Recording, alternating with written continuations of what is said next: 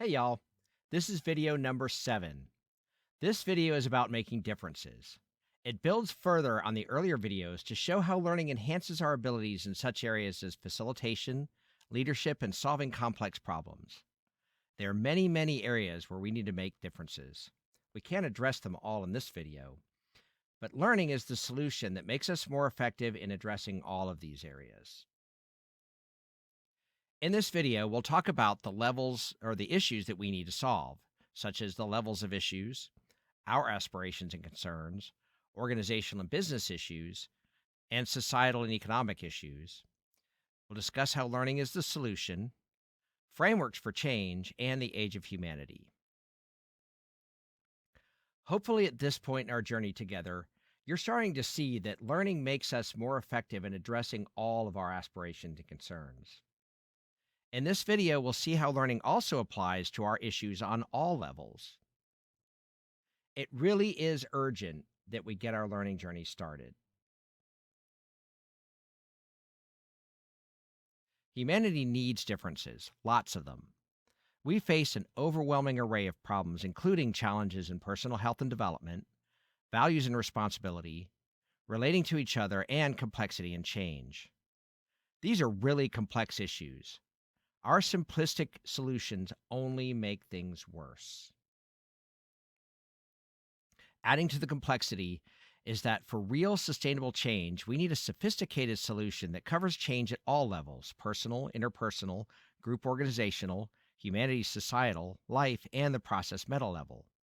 For example, we need solutions that address your own life, people you care about, interactions and relationships, family, marriage, and parenting, communities, businesses, societies and economies, and humanity and life.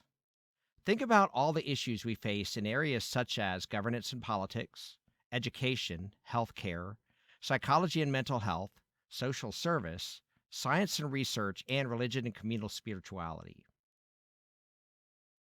We've talked about how complicated our own cognitive processes are and how ridiculously complicated things get when we add even one more person, especially when we consider the overwhelming collective influences and all the other noise interfering with the clarity of the system. Even this slide is overwhelming and complex, and it barely scratches the surface of how complex our interactions are with just 2 people. Imagine that with what these interactions look like with 8 billion people. Our simplistic solutions only make things worse. We need a more sophisticated solution.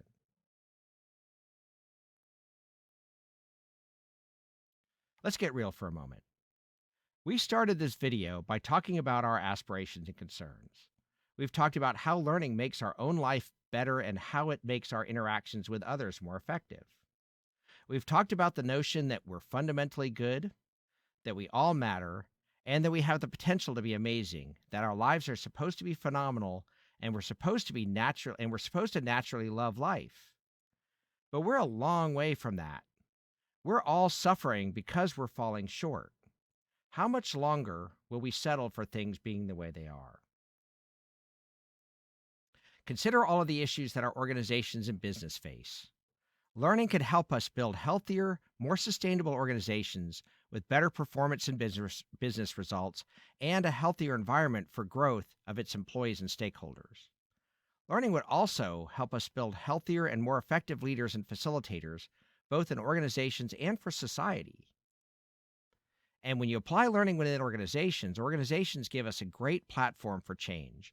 Organizations are pre-built, self-contained microcosms that allow us to grow learning together, which then spreads to the rest of humanity. This alone could help us start addressing the issues that we're all struggling with societally. But learning has even more powerful effects, because learning cultivates healthier societies and economies. Let's start by understanding the nature of society and humanity.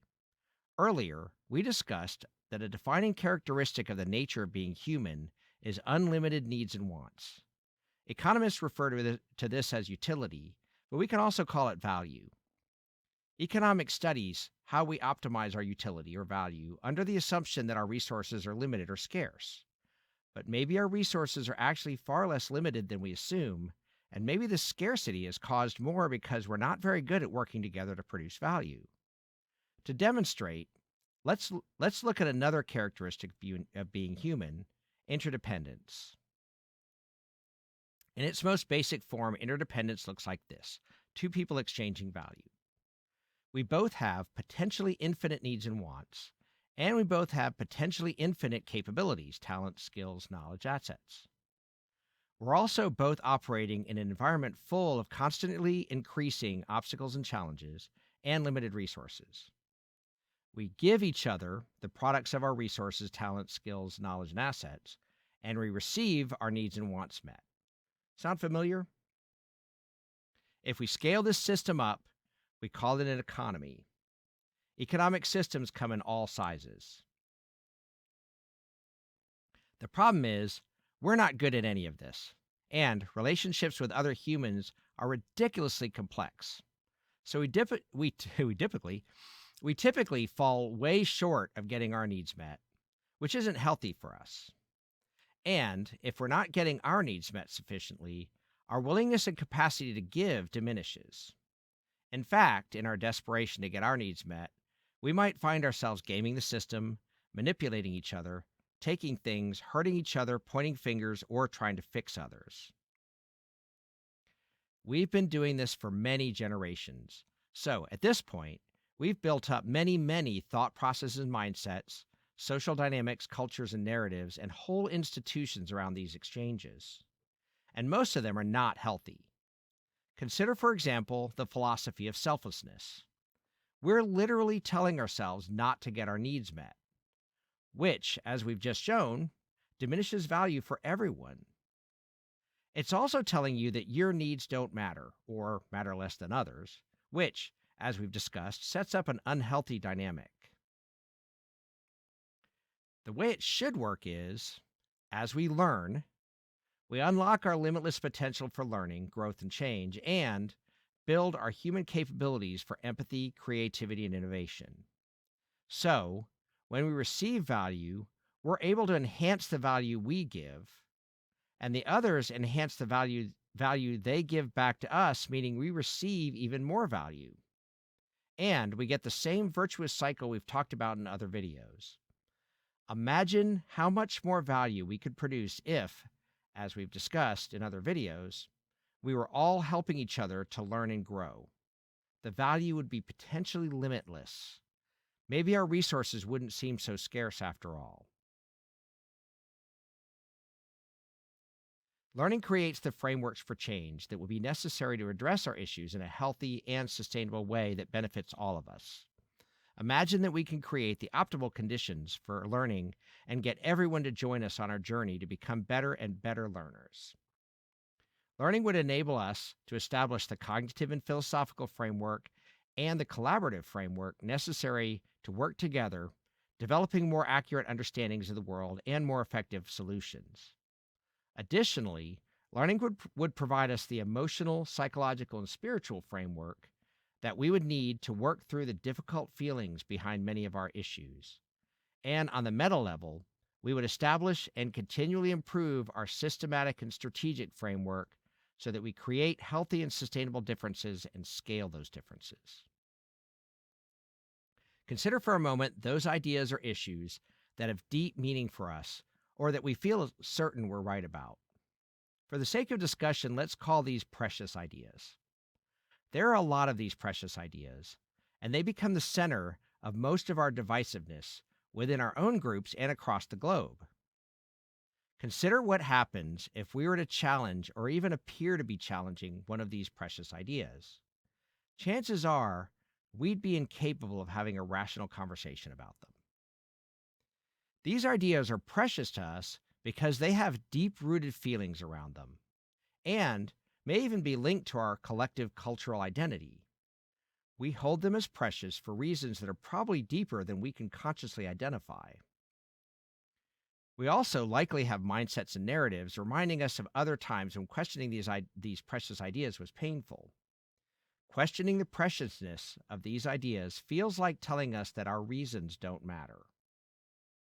So, instead of considering a different perspective on these precious ideas, We mobilize social dynamics, culture, narratives, and institutions to defend against that challenge. Consider our narratives and institutions around appropriateness and civility.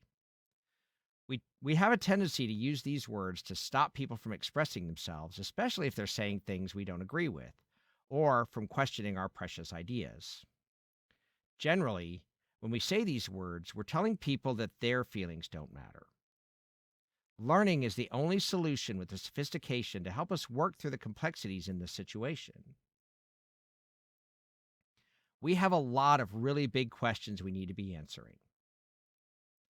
Learning to learn will help us work together to rethink major questions such as who we are, what we think we know, what life is like, what's healthy and mature for each of us and for all of us, how we interact and relate, and the purpose of life.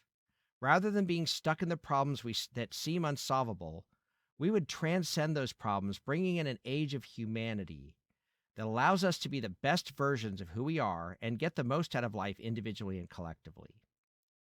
And all of this because we're learning to learn.